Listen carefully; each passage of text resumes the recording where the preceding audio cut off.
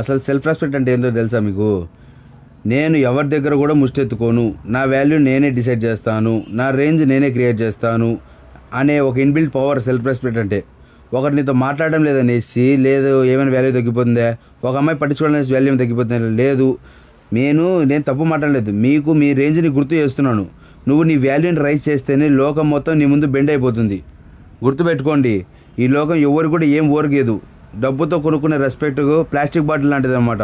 Water bottle తాగేసినాక ఒత్తినామనుకు పిసికినామంటే నలిగి ఉమ్మలో పడి ఉంటుంది. అదే సెల్ఫ్ రెస్పెక్ట్ వచ్చే రెస్పెక్ట్ ఏంటంటే బుల్లెట్ ప్రూఫ్ లాంటిది అనమాట. బుల్లెట్లు దిగినా కూడా ఏం కాదు. ఆలోచించండి, చిన్న చిన్న వాటికి కూడా అడుక్కునే లైఫ్ అనేది ఇంకా చాలా ఉంది. చిన్న చిన్న వాటికి అడుక్కుంటే లైఫ్ అయిపోదు కదా. అన్నీ పక్కన పెట్టేసి మీ గోల్ పైన ఫోకస్ చేయండి.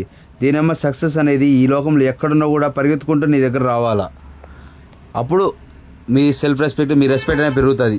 ఏమంటారో కామెంట్లో చెప్పండి, చూద్దాం.